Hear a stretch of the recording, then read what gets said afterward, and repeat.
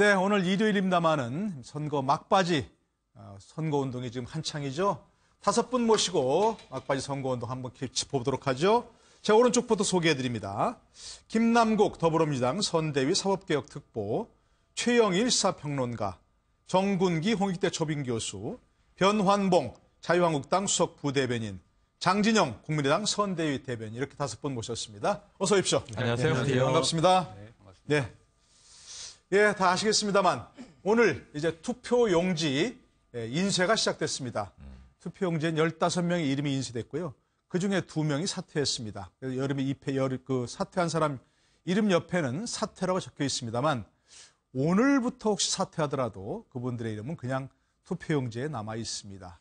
그래서 선거 막판 최대 변수로 꼽히던 단일화가 이제는 물 건너간 게 아닌가 하는 생각이 드는데요. 그와 관련된 얘기 한번 듣고 돌아오셔서 얘기 나누겠습니다. 이렇게 지지율이 오르지 않은지 저희들도 참 환장하겠습니다. 여러분, 우리는 비록 단일화를 주장했지만은 이것이 되지 않을 때는 바른정당의 유승민 후보가 지금보다 단 한 표라도 더 얻도록 우리가 최선도에 나서 유승민 선거운동을 하겠다는 약속을 드립니다, 여러분. 자, 아까 소개해드린 대로 더불어민주당, 자유한국당, 국민의당 쪽에서는 지금 나오셨는데 다른 두 당에서는 모시지 못했습니다. 혹시 빙의가 되셔서 하실 생각하는지 모르겠습니다만. 네. 아니, 바른정당에서 진작 저렇게 열심히 하겠다고 하지 왜 단일화 하다가 이제 와서는 열심히 하겠다고 하는 거죠? 참 지지율이 안 뜨는 바람에 그 보수의 개혁의 가치를 들고 나와서 참 당초 취지는 좋았는데 그 유승민 후보 또 토론도 잘했지 않습니까? 그러니까요. 안 뜨다 보니까 이렇게 고육지책으로 단일화까지 이제 주장을 했는데 그 양 진영으로 다 그 비토를 받았습니다. 한국당 쪽으로부터는 국민의당하고는 못하겠다라는 비토를 받고 국민의당 쪽으로는 적폐 세력하고는 못하겠다.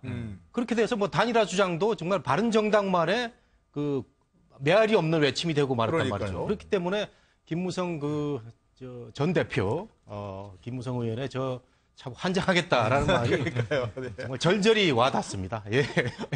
이제 단일화하는 건 이제 뭐 물 건너 간 거라고 봐야죠. 지금 완전히 물 건너갔다 이렇게 단정짓긴 어렵고요. 아직도. 하지만 확률상 매우 희박해졌다. 사실 지금 이제 한 자릿수 남았지 않습니까? D-9. 이게 훅 지나갈 거로 봐요. 그 사이에 또 퐁당퐁당 연휴, 휴가 낸 분들은 거의 황금 연휴 이런 상황이다 보니까 단일화 이슈는 이제 제가 보기에는 또 큰 임팩트를 주기도 어렵다. 왜냐하면 뭐 이야기만 무성하다가 지금 다 의미가 없어지지 않았습니까? 그러니까요. 그러고 보니까 이 단일화 같지 않은 단일화, 뭔가 뭐 정말 대연정, 집권 이후 이제 바로 뭔가 이제 들어갈 수 있는 그러한 판 흔들기가 아니라면 지금 우리가 계속 논의하던 단일화는 큰 의미가 없겠다. 그런 의미에서는 제가 보기엔 뭐 이 오자 끝까지 완주할 분위기인 것 같습니다. 네, 하여튼 뭐 5분의 유력 주자가 있고요. 나머지도 이제 주자긴 합니다만 어떻습니까? 오늘 나오신 나머지 3분께서는 이제 단일화 이슈는 뭐 물 건너갔다고 봐야겠죠. 어떻게 보십니까? 저도 사실은 단일화 이슈는 물 건너갔다라고 생각이 됩니다. 뭐 단일화가 지금 가능하지 않는다고 하더라도 사실상 그 후보자들이 지금 반대하고 있는 상황이고요. 반대를 하고 있는 이유를 보게 되면 결국에는 각 후보를 지지하고 있는 국민들의 어떤 의사에 반하기 때문이 아닌가라는 생각이 됩니다. 뭐 후보들 간의 어떤 성격이나 가치 철학이나 이런 부분도 차이가 있지만 무엇보다 더 중요한 것은 뭐 단일화가 됐을 때의 그 단일화에서 떨어진 후보자가 어떤 단일화된 어떤 지지자를 지지한다고 하더라도 우리 후보의 어떤 승리와 마찬가지로 이렇게 함께 생각할 수 있어야 되는데 그런 지금 단일화가 이루어지지 않고 있기 때문에 사실상 단일화는 물 건너갔다라고 생각이 됩니다. 장진영 대변인께는 이런 얘기 좀 물어보고 싶은데요. 뭐 어쨌든 안철수 후보는 처음부터 단일화는 없다. 이건 뭐 분명했습니다. 그렇죠? 그런데 국민에 의한 단일화는 계속 얘기했지 않습니까? 지금도 그건 유효한가요? 어떻게 그럼요. 그거는 어떤 쪽으로 그렇게 될 거라고 저희는 지금도 보고 있고요. 그러니까 이제 단일화가 어떤 단일화냐라는 점에서 안철수 후보와 국민의당이 계속 얘기했던 것은 후보 간의 단일화, 그런 인위적인 단일화는 결단코 없다라는 거를 계속 말씀드렸던 거고요. 그러나 유권자에 의한 단일화, 그것은 아마 그렇게 될 거다라고 지금도 저희는 믿고 있고요. 그렇게 될 가능성이 높다. 그러니까 그런 단일화는 게 안철수 후보에게 이제 표가 몰린다 이런 쪽으로 얘기하시는 거겠죠, 국민들이. 그렇죠. 유권자들이 이제 소위 말하는 그 보수 성향의 유권자들이 아무래도 반문 정서가 굉장히 강하기 때문에 그러면은 문재인 후보를 막기 위해서는 어떻게 할 거냐? 이제 지난번에 안철수 후보가 한참 여론조사에서 급상승할 때 이제 그런 현상을 우리가 이제 목도했지 않습니까? 그런 현상이 실제 투표장에서 나타날 거다라고 저희는 지금도 보고 있고요. 저는 이제 그 단일화가 이제 이쪽의 단일화뿐만 아니라 그것만 계속 주로 얘기됐는데 그 정의당하고 민주당하고 단일화는 그 가능성 없습니까? 심상정 후보하고. 제가 나중에 여쭤볼게요. 제가 물어봐 주시죠. 그 자리까지 뺏으려고는 하지 마시고. 그게 궁금합니다. 네. 또 다른 단일화. 나중에 그건 여쭤보도록 하고요. 일단 변환봉. 예전엔 변호사라고 불렀는데 자꾸 이제 부대변인 그러니까 좀 그렇죠. 어색한데. 자, 국민의당 단일화를 여전히 그 국민의당은 기대한다고 하시는데 그 점은 어떻게 생각하시나요?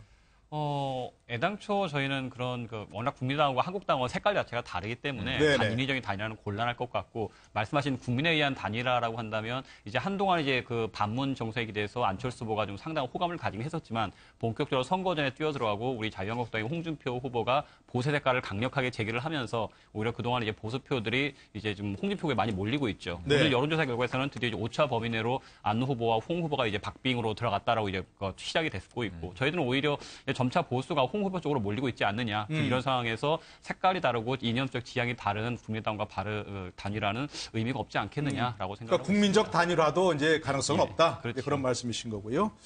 오늘 보니까 당 색깔을 맞춰 넥타이를 메고 나오신 것 같은데. 아이고, 저는 무슨 색깔인 거 이건 다행히 엄청 색깔도 아닌 것 같긴 합니다만. 네, 자 그런데 마지막 승부수라고 얘기되는 그런 승부수를 안철수 후보가 던졌습니다. 자, 뭔가 공동정부를 구성하자. 개혁 공동정부라고 얘기했는데요. 자, 그에 대해서도 문재인 후보가 비판하는 얘기 있었죠. 그 관련된 얘기 한번 먼저 들어보시고 얘기 나누도록 하죠. 국회의원이 40명도 안 되는 미니정당. 지금 국정 감당할 수 있겠습니까? 협주도 좋고 연정도 좋습니다. 그러나 국정을 운영할 수 있는 최소한의 자기 힘은 있어야 하지 않겠습니까? 국회 다수 세력에게 총리를 내어주겠다고 합니다. 내각제도 받아들이고 임기 단축도 오케이입니다. 이게 정권교체입니까? 어떻게 하든지 선거만 이기려는 정치공학 정권야합 아닙니까? 저를 지지하는 국민들을 적폐라고 공격하던 문재인 후보께서 이제 와서 통합을 이야기합니다. 생각이 다른 사람을 적으로 돌리면 이 나라 다시 둘로 쪼개집니다. 이제는 진보만의 나라, 보수만의 나라 넘어서야 합니다. 국민 모두의 나라 만들어야만 합니다. 개파 패권주의가 망친 우리나라 개혁 공동정부로 바로 세우겠습니다. 한번 좀 보시고요. 국민의당 장진영 대변인께 먼저 여쭤볼게요. 네. 언론에서 이거 다 일종의 마지막 승부수다 하는 게 다 듣고 계시죠? 네. 어떻습니까? 정말 승부수입니까? 어떤 의도에서 이런 얘기를 던졌다고 보시고 개혁 공동정부 구성이라는 얘기를 하는 거죠? 효과가 있을 거라고 보시는지 어떤 면에서 그렇게 생각하시는지요? 효과가 있어야 되지 않겠습니까? 예, 그건 당연한 마지막 승부수인데. 네. 일단은 먼저 우리 문재인 후보께서 40석도 안 되는 미니정당 이 부분은 허위 사실에 해당됩니다. 저희가 40석이죠? 그렇죠. 40석입니다. 40석인 정당. 네, 40석도 안 된다고 하는 저렇게 하시면 안 되죠. 예. 네, 아무리 급하셔도. 근데 이제 문재인 후보께서 저렇게 말씀하시는 거 보면 좀 마음에 좀 조급함 같은 게 보이는 것 같아요. 근데 사실은 문재인 후보도 말씀하셨듯이 모두 다 알듯이 이번에 대통령은 당선되자마자 바로 정부를 구성해야 되는 그런 아주 특별한 경우에 해당되지 않습니까? 그렇죠. 그러면 그걸 어떻게 구성할 것인가라는 것을 국민들한테 보여주는 것은 후보의 의무이기도 할 것 같아요. 그래서 우리가 집권을 하면 이런 사람들로 정부를 구성하겠다라는 걸 국민들한테 보여줄 필요가 있죠. 네. 그런 의미에서 이런 것들은 필요하다. 오히려 이제 민주당에서도 그런 것들이 필요하지 않은가. 섀도우 캐비넷 얘기가 예전부터 나왔지 않습니까? 네. 근데 쑥 들어가 버렸어요. 그게 좀 더 구체화될 거를 기대를 했는데. 그런 점에서, 이게 좀 억지스럽다든지 뭐 이렇게 부자연스럽다든지 이렇게 보이지는 않고 오히려 필요한 것이다. 그런데 다만 이게 이제 통합 지금 정부다, 공동정부다 이렇게 지금 얘기를 하고 있는데요. 이 부분에 있어서는 민주당 이쪽에서는 문재인 후보는 뭐 우리가 이게 갑작스럽게 급조했다 이렇게 말씀을 하시지만 사실은 국민의당이 작년 2월에 창당할 때 그때부터 일관되게 얘기했던 게 친박과 친문, 양 패권 세력을 제외한 중도 합리적 개혁 세력들을 모으겠다라는 게 국민의당의 창당 정신이거든요. 네. 중도 개혁 공동정부도 마찬가지거든요. 워딩이 같지 않습니까? 그죠? 양 패권 세력을 제외하고 중도 합리적인 세력들을 모으겠다. 이런 얘기입니다. 개혁 공동정부라는 것은 지금까지 계속 주장해왔던 그렇습니다. 바가. 같이 쭉 얘기해왔던 그 연장선상에서 지금 얘기되고 있는 것이다. 이렇게 보셔야 맞을 것 같습니다. 갑작스럽게 나온 게 아니고. 그 약구에 대해서 김남국 변호사 얘기하시고. 이 대목에서 좀 궁금해서 이제 장진영 대변인 나오셨으니까 여쭤보면 지금 이제 안철수 후보나 국민의당이 죄송합니다. 아니 요거 참 요 근래 2, 3일 동안 이제 궁금했던 건데 지금 보수도 잡아야 되고 진보도 잡아야 되잖아요. 그러니까 통합을 이야기하잖아요. 문재인 후보가 또 통합을 이야기하니까 이제 그건 비판을 하잖아요. 근데 고민이 뭐냐면 최근에 이제 비카드라고 꺼낸 것은 이제 김종인 전 대표의 영입이에요. 그래서 어찌 보면 총리로 내정하는 것인가? 말씀하신 대로 집권하면 바로 이제 내각 구성을 해야 되니까. 근데 이제 준비위원장이라는 직함으로 내각의 구성에 대한 정권을 들였다. 이런 얘기가 흘러나왔어요. 그리고 나서 이제 김종인 전 대표가 한 일성이 자, 자유한국당과도 손잡을 수 있다. 이게 이제 안철수 후보와 국민의당의 그동안의 입장. 그리고 지금 이제 장 대변인이 말씀하신 거하고 좀 배치가 되다 보니까. 손잡을 수 있다. 이런 말씀을 하셨어요? 네네네네. 손잡을 수 있다? 네, 손잡을 수 있다. 자유한국당의 탄핵 반대 세력이 한 30명 정도는 있다. 네네. 이렇게 얘기하신 걸로. 탄핵 반대 세력도 그 안에 이제 90여 명 의원 중에 일부 있죠. 탄핵에 찬성했던 세력이. 그럼 그들을 분리해서 연대할 수 있다. 라고 해석을 해야 되나요? 이게 지금 왜 여쭤보는 거냐면 유권자 국민들이 지금 이제 준비를 하고 있잖아요. 9일 후에 투표할 준비를 하고 있는데 안철수 캠프에서 두 개의 시그널이 들려오면 안철수 후보는 절대 그런 일은 없다. 이 김종인 전 대표는 그럴 수도 있다. 이렇게 이제 들릴 수 있기 때문에 지금 이 시간에 혼란을 초래할 수 있는 대목이라 거기에 대한 정리가 필요한데 지금 한 20여 분 전에 나온 이제 소식을 보면 국민의당에서 무슨 얘기가 나왔냐면 홍준표 후보는 사퇴하시오 이렇게 얘기를 했어요. 문재인 후보도 사퇴하는 것이 속죄하는 길이다 이렇게 얘기를 했어요. 그러니까 이제 여러 후보들을 사퇴하라고 얘기를 하고 있는데 이건 의미가 없잖아요. 각 이제 자당을 대표해서 나온 후보들이니까 국민의당 입장에서는 문제를 지적하고 사퇴 요구는 할 수 있으나 그럴 일은 없으니까 여기서 김종인 전 대표의 시그널이 지금 나름 좀 혼란을 초래하고 있어서 공식적인 입장을 좀 한번 말씀해 주시고 들어가는 게 앞으로 이 토론의 혼란을 김종인 대표가 어떻게 하실지는 아직은 구체적으로 나와 있는 건 없습니다. 그래서 하지만 내각 정권을 구성할 권한을 드렸다. 이건 맞는 건가요? 본인이 그렇게 말씀하셨죠. 내가 그랬죠. 그거 안 하면 내가 이걸 왜 하냐 이렇게 말씀하셨고 김종인 총리설에 대해서는 그것도 그분이 얘기하신 것 같아요. 내가 만들 거기에 내가 들어가는 게 말이 되냐. 그래서 이제 그러면 부인하신 거죠. 공식적으로 부인하신 거죠. 그러면 알겠습니다. 잠깐만요. 지금 말씀하신 오픈 캐비넷을 최영일 평론가 안철수 후보가 구성하는 게 아니라면. 평론가 잠깐만. 그거 제가 다음에 질문할 거니까. 죄송합니다. 이 부분 말씀하시고. 제가 너무 몰입을 했네요. 자, 우리도 그냥 시간 총량대로 자유토론할까요? 좋습니다. 사유자 개입을 최소화하고. 일단 김남국 부대변인 얘기 좀 듣고. 네, 이제 사실은 안철수 후보는 긴급 기자회견을 이야기를 하면서 개혁 공동 정부를 만들겠다, 구성하겠다라고 이야기를 했습니다. 그런데 이제 어제의 날짜로 그 조선일보 일면 기사를 보니까요, 승부수를 던졌다라고 이야기가 되어 있는데 그 승부수 앞에 뭐라고 되어 있냐면 단일화 승부수를 던졌다라고 되어 있습니다. 그러니까 결국에 이제 국민들이 읽는 것은 이겁니다. 결국에는 안철수 후보는 개혁 공동 정부를 만들겠다라고 이야기는 했는데 사실상 국민들의 어떤 단일화를 반대하는 것 때문에 단일화를 하지는 못하고 단일화 효과를 누리고 싶어서 형식이라고 하는 그 껍데기를 개혁 공동 정부라는 어떤 형식을 빌린 것이 아니냐. 그래서 실제로 들여다보게 되면 이것은 그 개혁 공동 정부가 아니라 말 그대로 3자 간 단일화다. 실질적으로 보게 되면 3자 간 단일화에서 각 정당에게 정권에 어떤 참여할 수 있는 기회를 열어주는 것과 다를 바가 없기 때문에 결국에 국민들이 받아들인 것은 이것은 꼼수 단일화의 다른 표현이다라고 조금 생각이 들고요. 그다음에 이제 그 장진영 대변인께서는 사실상 창당 정신도 똑같고 그다음에 국민의당이 열심히 이야기했던 것이 바로 반문 패권주의와 그다음에 친박의 패권주의를 제외한 나머지 세력과 어떤 통합 정부를 만들겠다 이런 이야기를 했었는데 사실은 조금 국민들은 의아합니다. 그런 말씀은 하신 것은 맞지만 그런 정부를 공동 정부를 꾸리겠다라는 이야기는 메시지는 없었습니다. 그렇기 때문에 지금 긴급 기자회견을 통해서 구체적인 어떤 시그널을 보내겠다라고 하는 거거든요. 그런데 사실은 지금까지 안철수 후보를 지지했던 어떤 국민들은 안철수 정부를 생각했던 것이지 안철수 정부 플러스 자유한국당 또는 바른정당이 참여하는 어떤 그런 정부를 생각한 것이 아닙니다. 조금 더 생각을 하게 되면 안철수 후보 같은 경우에는 총리지명권이나 이런 것을 국회의 추천에 맡기겠다라고 했는데 그렇다고 한다면 국회의 어떤 영향력이 세지는 거 아니겠습니까?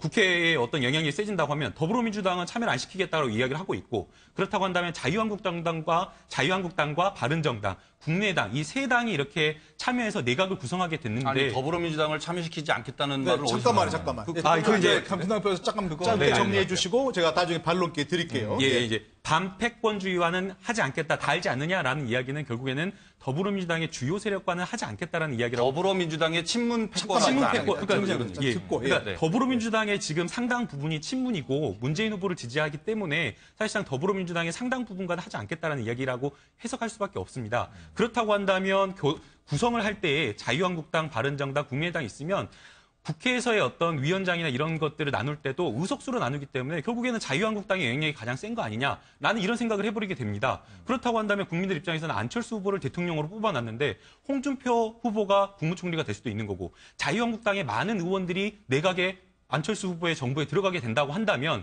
지금 도대체 자유한국당의 박근혜 정부의 책임 있는 자유한국당에 뭔가 지금 정부와 뭐가 다르냐. 그렇다고 하는데 우리가 왜 촛불을 들었고 왜 그러면 대한민국 어디로 가는 이런 질문을 할 수밖에 없는 겁니다. 예, 짧게 반론 듣고 다른 분에게 좀 평론 드리겠습니다. 아니, 홍준표 후보를 총리라니요. 그런 가당치 않은 말씀. 아니, 왜냐하면 홍준표 후보는 그거는 탄핵 반대 세력이거든요. 그러니까 참여할 수 있는 거죠.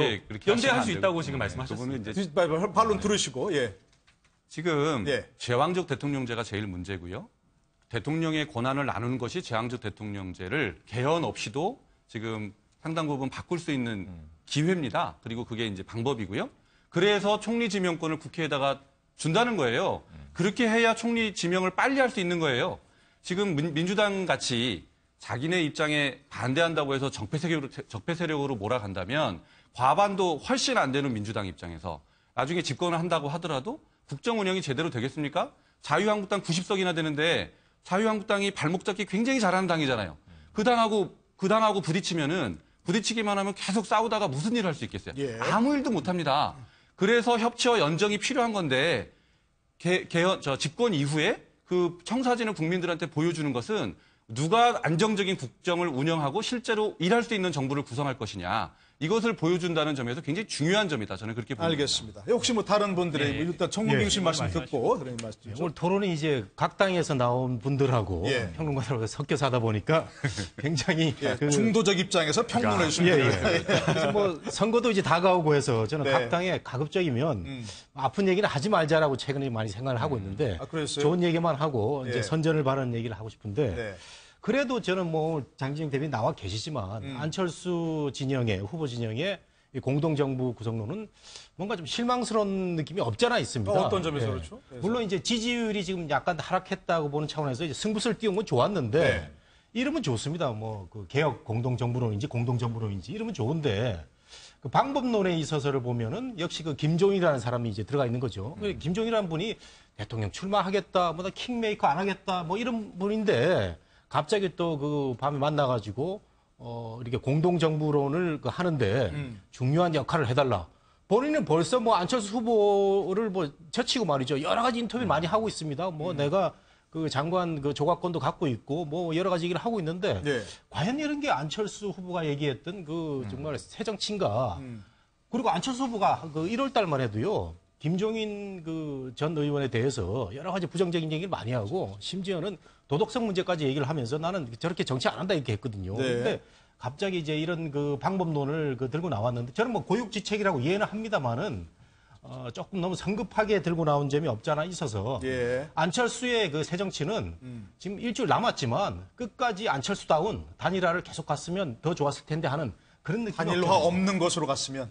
그렇죠. 단일화를 하지도 않는다는데. 아니, 그러니까 그런 쪽이 없는 쪽으로 자신의 길로 갔으면 좋았어요. 그렇죠. 안철수의 길을 갔어야 되는 거죠. 우리 변한봉 대변인께도 대통령에 당선이 되면 기본적으로 대통령은 전체 국민들의 의사를 대변하고 전체 국민의 이익을 위해서 일을 해야 되는 것은 분명히 사실입니다. 그렇습니다. 그러나 대통령 선거 과정에서 자신이 보여준 이념적 지향과 정책 방향에 대해서 국민 다수가 선택해 준 것이기 때문에 대통령은 자신의 집권 방향과 플랜에서 보여줘야 되는 거거든요. 근데 이제 문재인 대표가 이 부분에서는 적절히 지적을 했다고 생각하는데 40석의 정당으로서 과연 그런 국정 전반을 장악하고 국정 철학을 보일 수 있겠느냐라는 질문에 대해서 이제 안철수 후보는 상당히 조금 힘든 면이 있었던 거죠. 그러다 보니까 사실 김종인 대표나 윤여준 전 장관 이름도 거명되고 있고 하는데 나오는 사람들 과연 개혁 공동적으로서 우리 시대의 큰 아젠다를 제시할 수 있는 분들이냐. 이분들은 선거판에서 책사로서 뛰어난 역할을 하거나 전략에 능하셨던 분들이지만 이분들이 과연 개혁 공동정부의 어떤 국가적 아젠다를 가지고 할 수 있는 분들이냐. 그야말로 이거는 선거에 이기는 정치공 아니냐라는 문재인 후보의 지적이 저는 상당히 설득력이 와 닿습니다. 그러니까 아마 준비가 되는지 모르겠는데 홍준표 후보가 그러니까 상당히 아주 그냥 직접적으로 말을 하셨죠. 상황에 태상황까지 모시는 거 아니냐. 뭐 한간에는 뭐 누가 상황이고 라는 말이 있었는데 이제는 태상까지 모시고 대통령이 된다면 뭐 3년짜리 대통령까지 하겠다. 그런 말까지 하셨는데 아주 직접적으로 표현을 하신 거죠. 과연 이분이 대통령으로서 국정을 정말 자신의 철학을 가지고 국정을 운영했다라는 것인지 아니면 일단 대통령 되기 위해서 무엇이든 하겠다라는 것인지 그게 좀 명확하게 보여야 될 것 같습니다. 근데 아까 좀 잠깐 궁금하셨던 게 오늘 김종인 전 비상대책위의 대표라 그래야 되나요? 이제는 이제 차기 준비위원회, 공동정부 준비위원회 이제 위원장이라고 돼야 되는 거죠. 오늘 수락하시고 또 여러 가지 얘기를 했는데 그에 관련된 내용 잠깐 보시고 얘기 나누겠습니다. 공동정부 구성 업무를 맡아달라는 국민의당 안철수 대선 후보의 요청에 따라서 모든 국민을 위한 대한민국을 만들기 위해서 개혁 공동정부 준비위원회를 오늘부터 가동하도록 하겠습니다. 개혁 공동정부는 모든 반패권 세력을 포괄해 구성될 것이며 정치, 경제, 사회 개혁 조치들을 신속하게 완수할 것입니다. 아니 그러니까 자유한국당에도 탄핵에 찬성하신 분들이 상당수가 있어요. 그러니까 그런 분들도 어느 정도 여기 통합정부에 의사가 있으면 같이 참여할 수가 있는 거죠. 원래 정치가 가능성의 예술이라고 그러잖아요. 참 정치가 가능성의 예술이라는 점에서는 좋긴 좋은데 어제의 적이 오늘의 동지가 되고 또 오늘의 동지가 어제의 적이 참 헷갈리긴 합니다. 그러나 아까 이제 최영일 평론가께서 궁금해하셨던 분들 말씀해 주시고 그리고 그에 대한 의견도 좀 말씀해 주시면 그래서 또 저는 답변 듣겠습니다. 제가 하나의 제안을 해볼게요. 정치적 상상을 가동한 평론가의 소설이라고 생각해 주시면 좋은데 자 9일 동안 지금 안철수 후보의 어쨌든 지지율이 좀 빠지고 있고 홍준표 후보의 지지율이 약진하고 있단 말이에요. 심지어는 지금 언론에서는 1강, 2중, 2약 구도다까지 얘기를 하고 있어요. 그러니까 양강 구도에서 많은 흐름이 이제 바뀌었는데 4월 4일 국민의당이 마지막으로 본선 주자를 결정하면서부터 안철수 후보의 주가가 치솟았다가 이게 언제까지 유지됐냐면은 4월 17일 이제 선거운동 돌입할 때까지는 양강 구도였어요. 그런데 이제 4월 13일경에 이제 1차 토론이 시작되면서 변수가 조금씩 작용하기 시작을 합니다. 토론이 영향을 미쳤다라고 생각하진 않아요. 여러 가지 변수가 작용했을 거예요. 그런데 어쨌든 구도가 좀 변하고 있습니다. 여기서 제가 제안 드리는 거예요. 이건. 저의 사견입니다. 국민들의 판을 흔들려면 자 문재인 후보 지지층은 다 뭉쳐 있어요. 안철수 후보 지지층도 뭉쳐 있습니다. 구도가 굳어졌는데 차이가 발생하고 있어요. 그럼 이걸 극복하기 위해서는 구도, 판을 흔들어야 되잖아요. 지금 김종인 카드, 뭐 윤여준 아무 의미 없습니다. 의미가 없어요. 여기서 의미 있는 거는 정말 공동정부라면 하나밖에 없어요. 안철수가 대통령이다. 국무총리 홍준표다. 경제부총리 유승민이다. 정도가 아니면 그럼 판이 흔들리겠습니까? 이게 남은 9일인데 그 사이에 저는 그러니까 이건 근데 이건 굉장히 치명적인 거죠. 지금 옆에서 변한봉 이제 부대변인 웃고 계신데 엄청난 상상력을 발휘해야 그러니까 사람들이 생각하는 이상의 충격을 주지 않으면 안 되는데 문제는 그랬는데도 집권에 실패하면 정치적인 책임이 남죠. 정당 정치가 계속돼야 되니까 장난했느냐 이런 비판에 또 직면할 거 아닙니까? 하지만 9일 동안 집권 가능하기 위한 판을 흔들려면 강력한 뭔가가 아니면 안 되는데 지금 쓰고 있는 모든 카드는 국민들이 예상 가능한 예를 들면 김종인 전 대표가 민주당으로 도로 복귀할 것인가 국민의당으로 갈 것인가 정도는 가늠하고 있는 상황이에요. 근데 국민의당이 선점했다.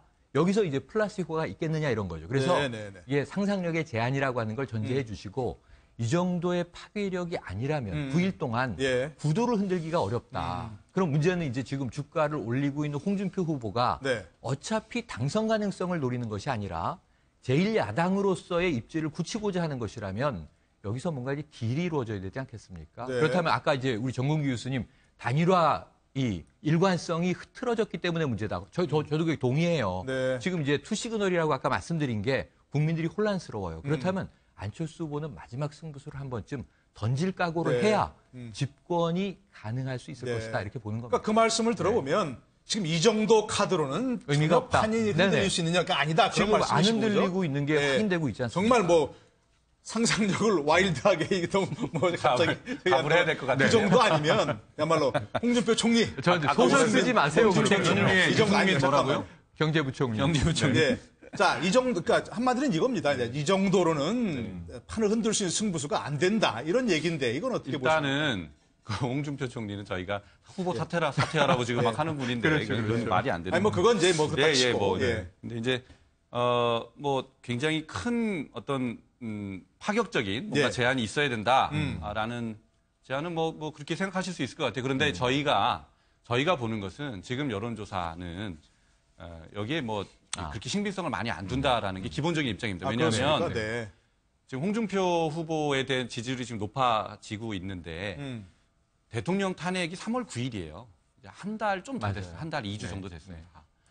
대통령 탄핵을 원인을 제공한 그 당의 후보에게 우리 국민들이 불과 지난달의 일을 벌써 다 잊어버리고 다시 투표를 한다? 그런 일은 일어나지 않을 것이다. 저는 그렇게 봅니다. 그렇습니까? 그렇게 믿고요. 근데 그러면 이제 지금 나오는 이건 뭐냐? 뭐 그거는 이제 그때도 일단 탄핵 반대했던 그 5% 내지 10%의 그 층이 있거든요. 그분들이 이제 열심히 참여하는 것이다. 두 번째는 인기 투표다. 실제 표심하고는 다른. 내가 이제 이 사람을 좋아하긴 하는데 실제 투표장에서는 다른 식의 행동을 하게 될 것이다라고 저희는 이제 보고 있는 겁니다. 그래서 지금 뭐 경천 동지할 그런 정도의 어떤 특단의 대책이 필요한 건 아니다. 우리가 갈 길을 뚜벅뚜벅 간다.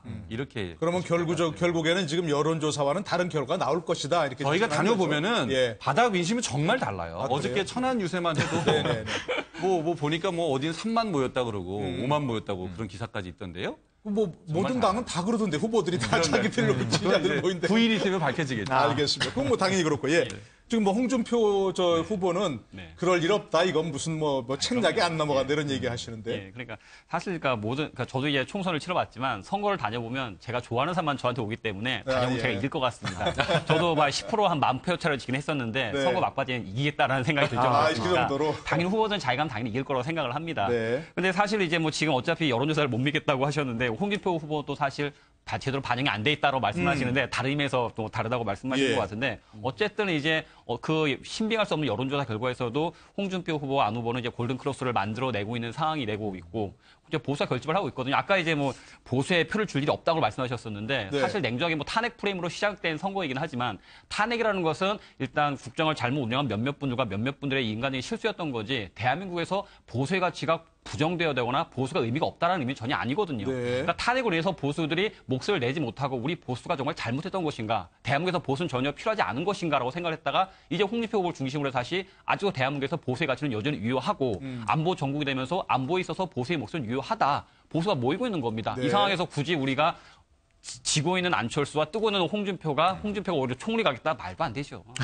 보수 세력을 그러니까 말씀은 핵심은 보수 세력은 아직 건재하다. 그럼요. 그래서 홍준표 후보가 뜰 수밖에 계속해서 여러 지지율 오를 수밖에 없다. 그렇죠. 오차범위내 박빙으로 지금 다 언론사 보고를 하고 있고. 뭐 그거는 이제 뭐 믿기 어렵다는 분은 또 계시니까 그건 좀 이따 다시 한번 얘기하고요. 정국기 교수께서.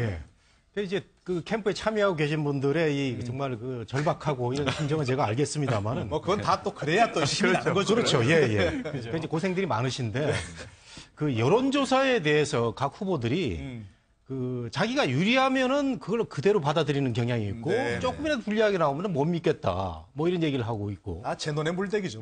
특히 홍준표 후보 같은 경우는 뭐 여론조사 기관 폐쇄시킬 거다 이런 얘기까지 하고 있는데 그게 미국 선거에서도 그 힐러리 클린턴의 우세를 예. 많은 여론조사 기관이 그 점쳤지만은 그건 오차 범위 내에서 바뀐 범위였고 대부분의 경우는 오차 범위가 벌어졌을 때는 그걸 인정을 해야 되는데 그 각 후보들의 그 지지자를 위한 설득 작업의 하나인 건 알겠습니다만은 일종의 여론조사도 그 과학 아닙니까? 이 과학을 뭐 자기한테 불리하면 무조건 무시를 한다든가 이런 거는 좀 없어졌으면 좋겠고. 그건 이제 그렇다 치고. 김종인 위원장의 얘기 좀 말씀해 주시면 어떻습니까? 파괴력이 있을까요? 어떻게 좀 호소력이 있을까? 어떻게 보세요? 뭐 김종인 그 매니아들도 있죠. 아주 일부 그 지지층이 있다고 보는데 이분이 대통령 그 출마한다고 이틀 만에 접었습니다. 뭐 그 한계를 느낀 거죠. 그리고 이분이 이제 그 여러 가지 킹이 되겠다, 킹메이커가 되겠다. 그다음 보여준 여러 가지 모습이 지금 뭐 그 구야권, 구여권, 진보, 보수를 떠나서 굉장히 그 어지럼증 속에서 새롭게 요즘 그 자리매김을 하고 있는데 이 그 갈 곳 없는 김종인 그 전 위원장을 안철수 후보가 손을 잡았다는 것은 저는 팔길이 없다고 봅니다. 그리고 이분이 그 언론 미디어를 상대로 여러 가지 그 활동을 많이 하시고 그 말도 잘하시죠. 그래서 지금 오늘도 얘기가 뭐 정치는 뭐 가능성의 예술이라고 그랬습니까? 그러기에는 아무런 그 정치적인 이념이라든가 철학이다 이런 게 그 공유되지 않은 진영과의 섣부른 어떤 그런 공동정부론을 들고 나온 게 아닌가 싶어서 저는 조금 그 안철수 후보가 좀 더 새로운 카드가 필요하지 않나 생각이 됩니다. 영향이 크지 않을 것이다 그러는데 우리 김남국 특보께는 이런 얘기 좀 여쭤보죠. 아까도 얘기하셨지만 뭐 안철수 후보 진영에서 공동정부 그러니까 문재인 후보 진영에서 별다른 큰 실체는 다르지 않은 통합정부 얘기하고 있단 말입니다. 그러니까 다 얘기하다시피 누가 집권하든 단독으로 정부를 운영하기는 어려우니까 다른 세력과 함께 할 수밖에 없지 않느냐. 근데 왜 안철수 후보의 공동정부 구상은 비판하느냐 이런 얘기 나올 수밖에 없을 것 같아요. 이제 좀 개념적으로 다르다는 말씀을 좀 먼저 드려야 될 것 같습니다. 문재인 후보가 이야기하는 통합정부와 그다음에 국민의당에서 이야기하는 개혁 공동정부도 좀 다릅니다. 개혁 공동정부 같은 경우에는 다른 정당의 인사들을 내각에 참여시키겠다라는 지금 의미이기 때문에 사실상 다른 정당이 함께하는 공동의 정부를 꾸리겠다라는 것이고요. 문재인 후보가 이야기하는 통합정부라고 하는 것은 인사 추천을 할 때 민주당 내에 있는 인사만을 받는 것이 아니라 국민들한테도 추천을 받아서 민주당 밖에 있더라도 사실상 정말 훌륭하고 국정 철학을 함께할 수 있는 분이면 함께 모셔서 열려있는 정부를 꾸리겠다는 겁니다. 그렇게 되면 좀 차이가 있다라고 생각이 되고요. 사실상 이제 그 국민의당 같은 경우에는 뭐 개혁 공동정부를 이야기를 하겠다라고 지금 이야기를 했지만 뭐 구체적인 어떤 구성이나 이런 부분을 이야기는 했지만 가장 중요한 것은 결국에는 어떤 사람들이 들어가는가 이야기입니다. 이제 아까 앞서 이제 최영일 평론가님께서 이제 사실상 뭐 홍준표 후보가 들어가는 거 아니냐 그런 어떤 재미난 상상을 해주셨는데 실제 그런 홍준표 후보 정도의 상징성 있는 사람이 들어갔을 때 국민들은 놀랄 수밖에 없는 겁니다. 사실상 안철수 후보를 뽑았다라고 하는 것은 안철수 후보가 가지고 있는 국정 철학을 정말 운영해 줄 수 있는 내각을 구성될 것이다라는 어떤 국민적인 믿음이 있기 때문이라는 것인데 그게 아니라 다른 사람이 들어간다라고 하면 좀 의아스러운 것이고요. 그다음에 지금 김종인 대표가 사실상 지금 내각 추천권을 가지고 있다. 처음에 인터뷰할 때는 내각 구성과 관련된 정권을 위임받았다라고 이야기를 했다가 그게 이제 사실상 문제가 되니까 정권을 뭐 구성하는 건 아니고 추천권을 받았다라고 하면서 사실상 모호한 이야기를 하고 있는 겁니다. 사실 그렇다고 한다면 이것도 굉장히 문제가 되는 것이 국민들이 대통령을 뽑았을 때 대통령이 가지고 있는 장관에 대한 임명권을 정말 그대로 제대로 사용할 것을 생각하고 뽑았는데 김종인 대표가 느닷없이 나와서 장관에 대한 추천권을 행사한다라고 한다면 국민들로서는 거기에 대해서 불신을 가질 수밖에 없는 겁니다. 사실 또 지금 이게 또 김종인 대표에 대해서 꼭 한 말씀 뭐 비판하는 건 아니지만 이 말씀 드릴 수밖에 없는 것이 광주 학살 후에 국보위에 참여해서 국회의원을 했던 사람입니다. 그다음에 이런 사람을 그건 뭐 이제 너무 지난 얘기니까. 그다음에 노무현 대통령을 뭐라고 이야기했냐면요. 노무현 대통령은 원칙 있는 승리가 어렵다고 한다면 원칙 있는 패배가 훨씬 더 낫다라고 이야기를 했습니다. 그리고 김종인 전 대표를 영입하는 것은 원칙 없는 승리라도 하겠다라는 것입니다. 살아남기 위해서는 수단과 방법을 가리지 않는다는 식인 겁니다. 이 말을 제가 하는 것이 아니라 바로 안철수 후보가 지난 총선 때 했습니다. 그러니까 문재인 전 대표가 이제 문재인 후보가 김종인 전 대표를 영입할 때 그렇게 안철수 후보가 지금 한 이야기인 겁니다. 알겠습니다. 뭐 좀 반론을 드릴 수밖에 없게 될 시간은. 그러니까 우리 김남국 변호사님 작년 총선 때는 민주당에 안 계셨던가요? 작년 총선에 김종인 대표를 총선에서 뭐 너무 참패할 것이 예상되니까 긴급하게 영입한 게 민주당이에요. 그걸 얘기하시면 안 되죠. 그건 전혀 논리가 안 맞는 거고. 그다음에 아까 김종인 지금 전 대표죠. 민주당 대표도 계속 말씀하시는 건 뭐냐면 본인이 추천을 하지만 결정은 후보가 한다. 그게 당연한 거 아니겠어요. 그렇죠. 그런데 지금 후보가 전국 유세를 다니기 때문에 너무 바쁘니까 그걸 자기가 일단 도와드리겠다 이런 얘기입니다. 결정은 후보가 할 수밖에 없는 거예요. 네. 네. 그러니까 추천과 실제 적용하는 건 다르다 그런 말씀이죠. 그렇죠. 안철수 대통령이 되면 안철수 정부인 거고 다만 대통령의 권한을 그렇게 분산하겠다. 여태까지 계속 문제가 되는 걸 해결하겠다는 그런 의지 아닙니까? 칭찬해줘야죠. 네, 짧게만 제가 한마디 덧붙이면요. 사실상 박근혜 전 대통령이 헌재에서 꾸준하게 했던 논리가 그 논리입니다. 추천 최순실 씨가 했는데 결정은 내가 했다. 최순실 씨가 아이디어 제공했는데 결정은 내가 했다. 그거 전부 다 선의로 한 일이다. 이걸 이야기한 건데 사실상 최순실 씨가 한 대로 전부 다 됐지 않습니까? 국민들은 그걸 걱정하는 거예요. 그러니까 문재인 후보는 혼자 다 하시겠다는 거죠, 그러면. 예, 아니, 그건 아닌 거죠. 그거 위험한 거죠. 그건 아닌 거죠. 제가 좀 말씀을 드리고 싶은데. 네, 그러시죠, 우리 성님. 김종인 전 대표, 전 위원장을 현 위원장이고 이제 네, 현 위원장입니다. 참 대단하신 감투를 많이 쓰고 계신데 네. 민주나 국민의당에서 뭐 서로 이제 모셨다가 또 뺏기기도 하고 이런 저분이 보수인지 진보인지 저는 정확히 잘 모르겠습니다. 하여튼 정치권에서 원로로서 굉장히 많이 활동을 하시면서도 독특한 또 선거 전략가이기도 한 것 같고 아주 정말 정리하기 어려운 분인데 일단 어제 오늘 발표를 한 뒤에 그렇게 파괴력이 크지 않다는 건 여러 뭐 평론가들이나 국민들 사이에서 얘기가 되는 것 같은데 그건 좀 지켜봐야 될 부분이고요. 예, 그렇습니다. 예. 근데 최영일 평론가님이 말씀하신 것 중에 자꾸 이제 홍준표 후보를 이제 몰고 들어가가지고 김종인 저분 갖고는 안 되니까 그런 홍준표 총리. 예. 근데 저는요 이번 대선을 쭉 지켜보면서 가장 자기의 정치 철학과 이념에 맞게 선거전을 벌이는 후보는 저는 홍준표라고 생각합니다. 말이 좀 직설적이고 거친 말을 했다고 비판도 많이 받았지만 초지일관 시장 경제를 얘기를 했었고요. 전교조라든가 노총에 대한 강경한 대응이라든가 여러 가지 보수의 정책에 맞는 가치에 맞는 가장 확실한 이념을 얘기한 후보거든요. 전 지지율과 상관없이 그런 점에서 굉장히 많은 점수를 매기고 있는데 이런 분을 놔두고 갑자기 공동개혁 정부의 총리 얘기를 한다는 자체가 최영일 평론가님의 상상력이 너무 지나쳐서 너무 리얼리티가 없는 소설은 아까 같은 상상력이라고 얘기하시네요. 아니 지금 말씀하신 거에 대해서 이게 판타지라는 거를 인정을 해요. 알겠습니다. 하지만 발칙한 상상력이에요. 네, 맞아요. 하지만 예를 든다면 국민들의 입장에서 그러니까 국민들이 지금 구도에 대해서 대략 이제 어느 정도 흐름이 결정된 거 아닌가 할 때 판을 흔들지 않으면 안 된다 이런 거고 지금 정 교수님 말씀하셨으니까 우리가 좀 소수 후보라도 언급은 해주는 게 의미가 있을 것 같아요. 그래서 홍준표 후보뿐 아니라 심상정 후보도 자기의 노선과 입장에 대해서는 확실한 선명성을 보여준 후보인데 어찌 보면 이게 굉장히 극단적으로 우와 좌에서 그런 후보들이 이제 한 명씩 나왔는데 두 분 다 나름 약진을 하는 것 같아요. 첫 번째로는 잃을 게 없는 후보이기 때문에 막 이야기해도 맞습니다. 되는 강점이 있고요. 그러니까 부자공조심 안 해도 되는 거죠. 그렇죠. 그러니까 본인의 소신을 강하게 얘기할 수 있고 이 국민들에게 어느 정도 어필됐다라는 하는 것도 오자구도에 좀 국민들이 볼 수 있는 다채로움이 아닌가 하는 생각이 드네요. 알겠습니다. 그런데 이제 좀 더 어떤 지금 대화의 주인공이 홍준표 후보로 넘어가서 이렇게 되네요. 홍준표 후보 얘기 좀 잠깐 듣고 그에 관해서 얘기 좀 나눠보도록 하죠. 국민의당은 사실 자세히 보면 1번, 3번은 같은 후보입니다. 그 대선 끝나면 100%로 통합합니다. 어느 1번이 이기건 3번이 이기건. 그건 호남 1, 2중 됩니다. 그렇기 때문에 저희들이 국민의당하고 합한다는 것은 그건 선거공학성이 있을 수 없는 거고요. 안철수 후보는 홍준표 페이스메이커입니다. 우리 자체 분석으로서는 오늘 이미 넘어섰습니다. 이번 주가 지나가면 이제 다음 주부터는 문재인 후보하고 좌파 후보하고 양강구도로 바로 갑니다. 저런 홍준표 후보의 인식에 동의하시겠죠? 당연히 동의를 하죠. 그래서 동의하십니까? 실제 취가 그렇지 않습니까? 근거가 뭡니까? 근거가. 그러니까 뭐 당내 내부 여론조사가 아니라 어쨌든 오늘 발표된 CBS라든가 여러 여론조사에서 분명히 오차범위내 박빙으로 접어들었다는 얘기를 하고 있고 사실 그동안 양강구도에서 이제 모든 언론사들이 1강 2중이라고 쓰고 있습니다. 그러니까 뭐 이도 주말 정도 지나면 모든 언론은 아닙니다.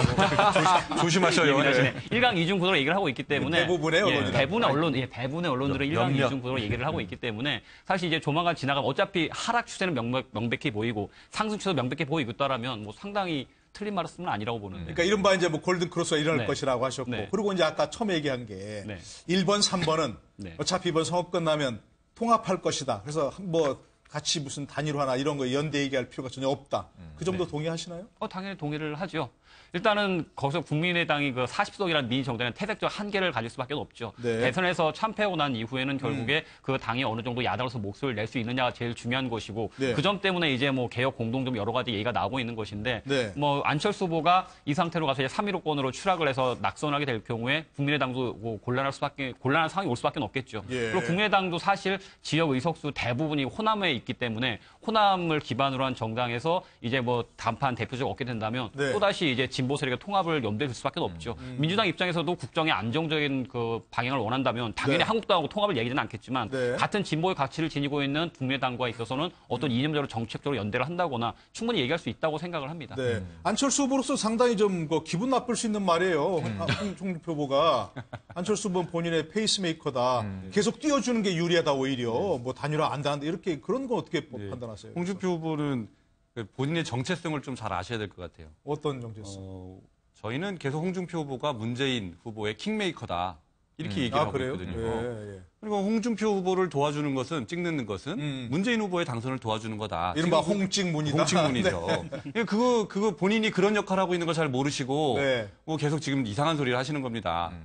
지금 거기다가 지금 홍준표 후보를 보수 세력 보수를 지지하는 분들이 많이 계시죠. 근데 그분들의 지금 가장 딜레마가 뭡니까? 나는 보수인데 내가 보수로서 대표로서 내세울 만한 사람이 없다. 이게 지금 제일 딜레마 아니에요? 네. 그래서 이제 안철수 후보를 그래서 대안으로 지금 생각하고 계시는 건데 홍준표 후보를 왜 그러면 대안으로 못 내세우는 겁니까? 네. 대지ung 문제 이게 지금 외신에 보도돼갖고 지금 국가 망신을 초래하고 있잖아요.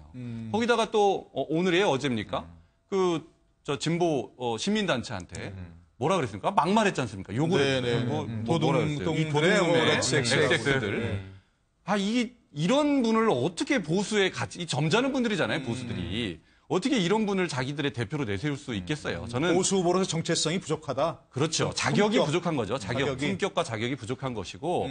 그러니까 이분도 자기를 반대하는 사람은 저렇게 막말로 몰아붙이고 문재인 후보도 마찬가지죠. 자기를 반대하는 사람은 다 패권 세력으로 또 패권이 아니라 적폐 세력으로 그렇게 몰아붙이고 이런 분들에 대한 국민들의 염증 이런 것들이 프랑스에서처럼 프랑스도 좌파 우파가 서로 주거니 받거니면서 오랫동안 그렇게 유지되어 왔다. 이번에 마크롱 후보가 파란 돌풍을 일으키고 있지 않습니까? 네네. 정당 의석이 하나도 없음에도 불구하고 이런 것들이 세계적인 대세다. 기성 정치인들에 대한 불신과 불만이 이번 우리 대선에서 반드시 표출되는 것이 시대적인 흐름이다.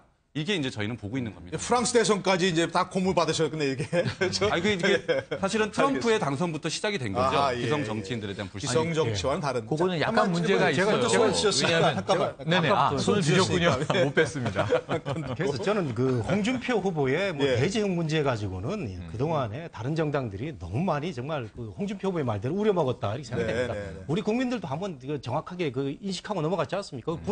본인이 정확하게 SNS하고 TV 토론에서 2번, 3번 사과했습니다. 그래서 이런 문제 가지고는 더 이상 저는 그 트집을 잡아서는 안 된다고 생각되고, 홍준표 후보의 그 어떤 그 정책이라든가 정치 철학은 처음부터 분명히 했는데, 이제 퍼스널리티의 문제 때문에 품격 있는 그 보수를 지향하는 많은 분들의 초기의 지지를 못 받은 거죠. 예. 황교안, 반기문만 생각하다가 갑자기 넥타이를 약간 느슨히 맨 그 직설적 화법에 홍준표 후보가 등장하니까 많은 보수 진영 인사들이 당황한 겁니다. 조금 그런 거 당혹스러웠던 것 같아요. 근데 쭉 지켜보니까 정확하게 그 정책을 얘기를 하고 팩트를 얘기하고 또 적군에 대해서 할 말을 분명히 하는 후보가 홍준표 후보고 저도 그렇게 느꼈습니다. 왜냐하면요. 그 우리나라 정치에서 노무현, 김대중 전 대통령에 대해서 직접적으로 얘기한 걸 많은 분들이 꺼립니다. 중도 보수 진영에서도 워낙 그 소수 진영에서 배출된 대통령이기도 하고 또 한 분은 또 그런 결과가 있기 때문에 그래서 많은 좋은 얘기만 많이 하려고 그러는데 이런 그 보수 진영에서는 그러면서도 불만이 많이 있었거든요. 이런 데 대해서 홍준표 후보가 대신 얘기를 해주는 겁니다. 속 시원하게.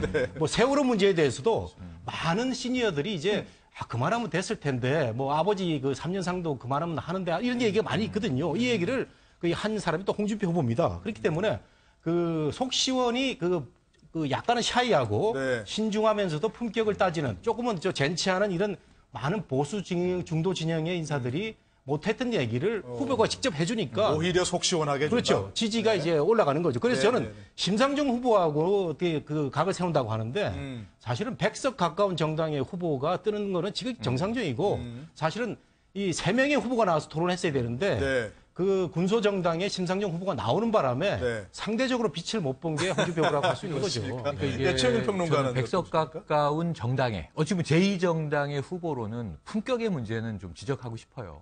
세월호를 3년이나 우려먹다 이런 표현 같은 것은 너무 좀 심각한 문제예요. 이제 그만합시다. 이 정도로 할 수 있는데 표현이 너무 거칠어서 보수층의 사이다일 수는 있으나 나머지 다수 국민들에게는 정말 좀 불편감을 초래할 수 있고요. 또 아까 팩트 기반이 별로 아니에요. 단정적으로 얘기하니까 토론의 순간에 팩트인 것 같은데 진위계수 이런 거 팩트 체크해보면 자꾸 틀리신단 말이죠. 그래서 이 팩트가 아닌데 팩트라고 자꾸 주장하는 부분들은 오히려 고치셔야 되고 그러면서 지난번 토론 때 안철수 후보에게 좀 가르쳐 주십시오. 배우겠습니다. 이런 모습은 오히려 좋아 보여요. 모르는 건 모른다고 했으면 좋겠다는 생각이고 또 한 가지 문제는 이 홍준표 후보 쪽에 조금 이제 안타까운 지점들이 이제 몇 지점들이 있는데 당선 가능성을 높이 보지 않고 가기 때문에 밀고 가는 것 아니냐. 근데 한 가지는 전략적인 것은 인정해요. 여기까지 올 거라는 것을 저는 예측하고 달려온 것 같습니다. 15를 넘기고 20 가까이 갈 수 있다. 왜냐하면 트럼프 후보 시절의 이 경로를 그대로 밟고 있어요. 돼지흥분제, 성추문, 트럼프도 터졌었습니다. 여론조사 끝까지 안 믿는다고 했습니다. 트럼프가. 여론조사 이 기관들, 언론들 손볼 것이다. 이런 얘기 했습니다.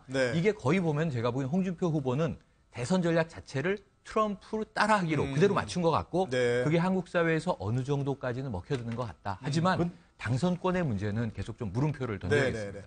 뭐 문재인 후보 측은 이런 상황을 미소를 지으면서 지켜보고 계시겠죠? 너무 행복합니다 지금. 아니, 지금 너무 솔직한 거 아니에요? 일강이중이냐 뭐 이런 거 가지고 이야기를 하셨는데 사실상 증거가 여기 있는 것 같습니다. 두 분 국민의당과 자유한국당의 패널분께서 굉장히 치열하게 토론을 하시는 모습을 보니까 사실상 일강이중이 조금 확실하게 구도가 잡힌다 아닌가 좀 생각이 드는데요. 결국 이제 홍준표 후보가 보고 있는 시각은 일반적인 좀 시각과는 좀 다르지 않나라는 생각이 듭니다. 우리가 이제 그 사실 선거 구도를 이야기를 할 때 진보는 결합되어 있고 이제 결집되어 있고 보수는 분열되어 있다라는 그런 생각을 이야기를 많이 했었는데요.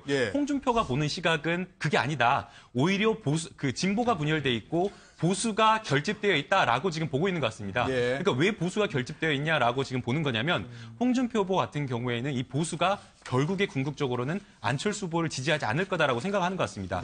실제 토론 과정에서 보여준 어떤 안철수 후보의 태도를 보게 되면 보수가 가지고 있는 가치 철학이나 이런 것들을 명확하게 보여주고 있지 않는 것 같습니다. 예컨대 개성공단과 관련해서 보수는 굉장히 이것은 문제다. 개성공단의 돈이 사실은 북한 핵개발로 쓰였기 때문에 이거는 문제가 있다라고 이야기를 하고 있는데 안철수 후보에는 여기에 대해서 명확하게 반대 입장을 표명하는 게 아니라 시기적으로 개성공단을 이야기하는 것은 부적절하다라고 이야기를 하면서 사실상 우회적으로 진보표의 어떤 표심과 함께 보수표를 노리는 그런 스탠스를 취하고 있기 때문에 아마도 그 홍준표 후보가 가지고 있는 이런 어떤 대선 국면의 어떤 시각은 보수가 분열된 게 아니라 진보가 분열되어 있고 결국 보수는 나를 찍을 것이다. 그런 좀 인식이 있는 것 같습니다. 알겠습니다. 제가 이제 좀 홍준표 후보 얘기를 하면서 이 얘기를 좀 질문을 드릴 테니까 같이 해주시면 좋을 것 같아요.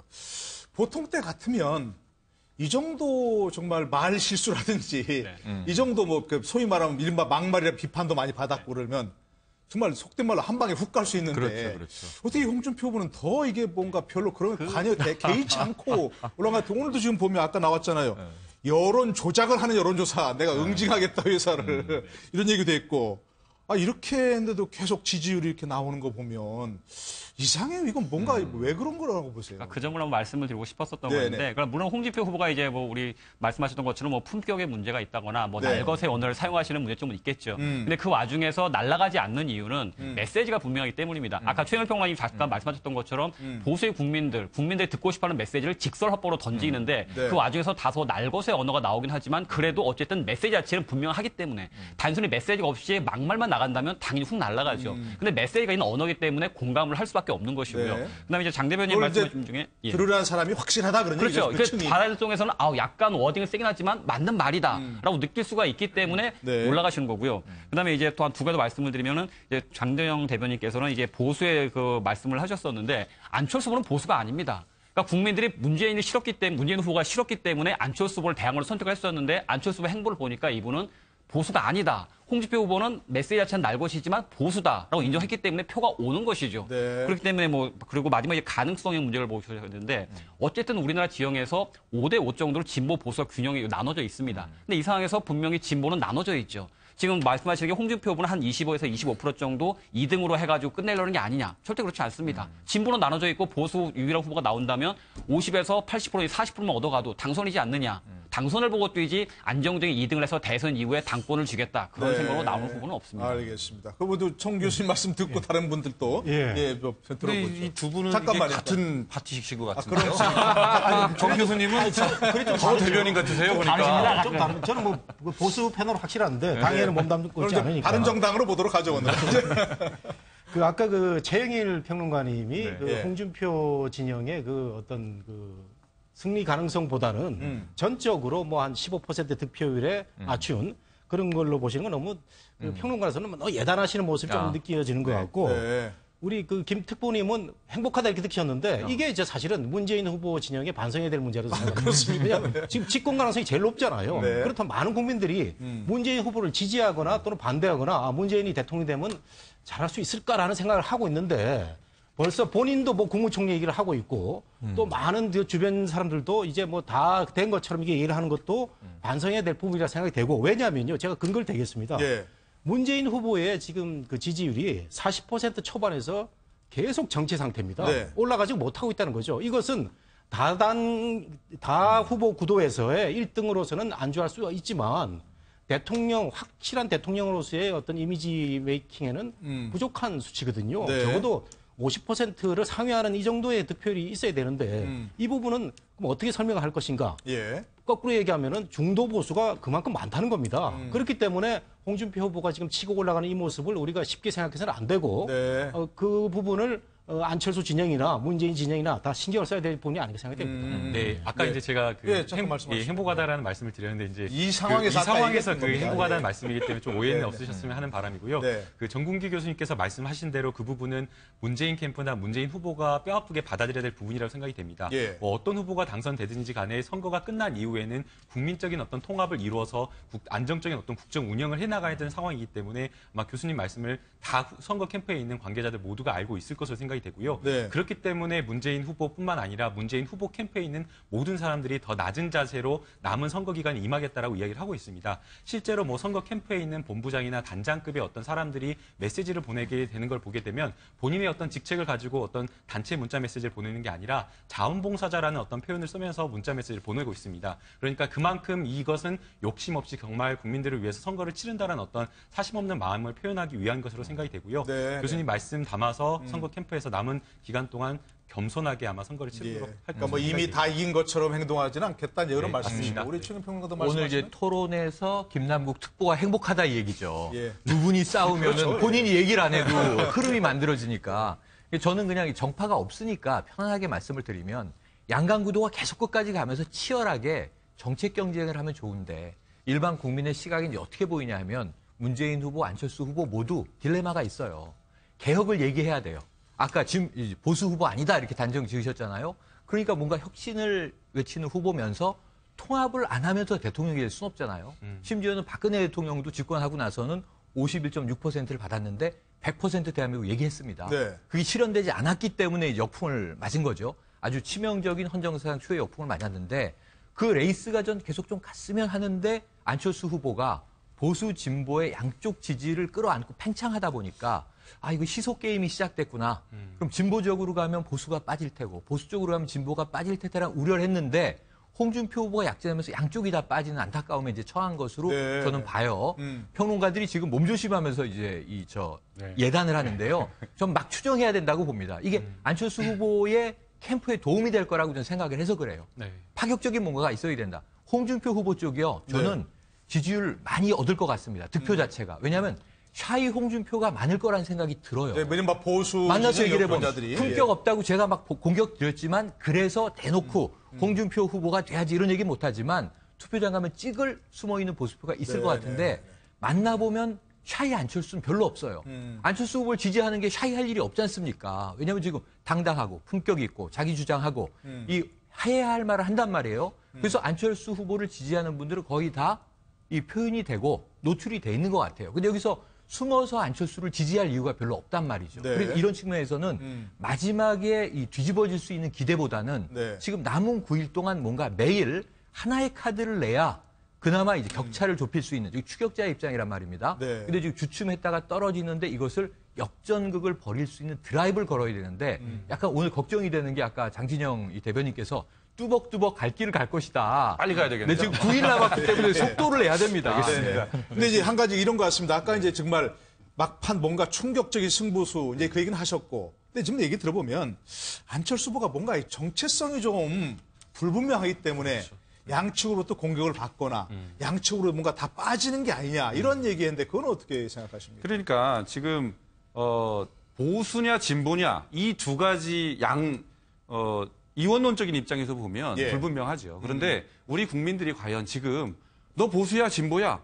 진보가 보수가 밥을 먹여줍니까? 진보가 밥을 먹여준다고 생각할까요? 네. 국민들은 그렇게 생각하지 않는다는 거죠. 그래서 이념 전쟁은 그 아니다. 프레임을 끝내야 된다라는 주장을 안철수 후보와 국민의당이 계속 하고 있는 겁니다. 예. 그래서 그 잣대로 들이대면 당연히 이상하죠. 안 잡히는 거죠. 그러나 그런 시대는 끝내야 된다라는 그런 이제 그렇게 이해하시면 좋겠고요. 예. 그다음에 저희가 이제 빨리 뛰겠습니다. 빨리 뛰는데 왜냐하면 지금도 열심히 뛰고 계시죠. 2012년도 예. 어저께 제가 다른 언론사 보도를 보니까 마지막 10일 동안 후보를 결정한 유권자 비율이 23%다 이렇게 돼 있더라고요. 그래서 이제 그거는 문재인 후보도 마찬가지고 안철수 후보도 마찬가지로 열심히 뛰어야 되는 그런 이제 상황이다.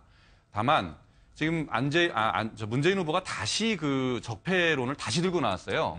처음에 적폐하다가 이제 통합하다가 다시 적폐를 들고 나왔는데 이제 자신감을 표출하시는 것 같은데 아이러니는 적폐 청산을 말씀하시면서 가장 적폐의 그 전형이라고 할 수 있는 자유한국당의 홍준표 후보에 대해서는 뭐 그런 대중 문제 이런 악재가 터져도 말이죠. 네. 사퇴를 촉구를 안 하고 있어요. 유일하게.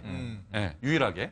그렇다 그러면 적폐를 활용해서 적폐 청산을 적폐 청산을 주장하면서 가장 적폐를 보호하는 그런 지금 행태를 보이고 있거든요.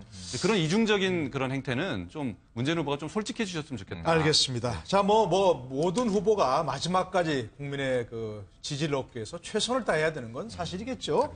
예, 자 그렇고요. 또 후보들의 유세뿐만이 아니고 후보들을 지원하는 여러 지원 유세에서 화제 장면들이 많이 있죠. 잠깐 보시고 돌아오시죠. 평당 5천만 원짜리 아파트 살면서 1년에 재산세 200도 안 되는 이런 부자들을 위한 그런 나라 언제까지 할게요? 정신 차려요. 우리 새끼들 왜 되겠어요? 여러분이 그런 미를 줬던 그 정당 나라 완장창 뭉가뜨렸잖아요. 우리 홍준표 후보만이 우리 서민의 애환을 잘 알고 있습니다. 매력이 넘치는 후보, 경제적으로 완전한 후보, 안보를 완전히 갖춘 후보 누굽니까 여러분? 국민들의 삶이 바뀌기 위해서는 정치부터 바뀌어야 합니다. 대한민국은 보수의 나라도 진보의 나라도 아닙니다. 네, 여러 가지 이제 지금 동영상들이 화제가 된 장면인데요. 시간이 없어서 짧게 좀 말씀하시면 어떤 분이세요? 저런 장면에서 하나씩 좀 보시고 말씀해 주시면 좀 좋을 것 같습니다. 저는 우선 김부겸 의원. 김부겸 의원. 네. 김부겸 의원이 굉장히 그 유한 분이고 점잖은 분이고 정말 야당 정치는 오래 했지만 젠틀맨으로 평가받는 분인데 정말 그 대구 경북에서 국회의원도 하면서 또 대통령 선거를 하면서 느끼는 여러 가지 그 안타까움과 또는 이제 마지막 남았으니까 한번 결집을 호소하는 그런 장면이 매우 인상적이네요. 우리 최영일 평론가. 이현주 의원 요즘 눈물이 이현주 의원. 이현주 의원 눈물이 많아 보여요. 그리고 이은재 의원 지금 이제 돌아왔죠. 다른 정당으로 갔다가 이제 자유한국당으로 돌아와서 이제 유세를 하는 모습이라 조금 이제 낯설게 느껴지는데 저는 김부겸 의원 얘기하면서 아까 우리가 이야기 중에 나왔던 건데 지금 민주당 안에 친문 혹은 비문이 있느냐? 없다. 권력이 가까워 오면 정치의 생리는 지금 다 친문이에요. 박영선 의원, 이종걸 의원, 지금 김부겸 의원 한때는 맞섰지만 다 친문이다. 그래서 이게 결집이 중요하다 이런 생각이 드네요. 네네네. 짧게 우리 창진영 대변인도 뭐 어떤 이현주 의원 그 인터뷰 중에 그런 게 있었어요. 친문 친문 그 패권에 대한 얘기가 있었거든요. 그걸 이제 친문 쪽에서는 그런 게 없다라고 얘기하지만 거기에 속하지 않은 사람들의 얘기가 중요하거든요. 네, 그 부분이 이번 대통령 선거 인상적이다. 이번 선거에서는 꼭 그 심판 받기를 기대합니다. 현안봉 변호사도 아마 이은재 의원은 화제성 때문에 좀 영상을 담아오신 것 같은데 이은재 의원 외에도 저희 자유한국당 소속 의원들 열심히 뛰고 있습니다. 자기 선거 이상으로 아마 모든 당 후보들 열심히 뛰고 있을 것 같고 이은재 의원도 본인도 열심히 보여주셔야죠. 다시 들어오시는 만큼. 네, 장재영 변호사님께서 계속 친문 패권 얘기를 했는데 친문 패권은 없고요. 사실상 이번 선거는 결국에는 적폐 세력에 대한 어떤 청산과 국민의 어떤 심판이 있는 대선이라고 생각이 됩니다. 알겠습니다. 자, 함께해 주신 여러분 감사드리고요. 토요일 다시 뵙겠습니다.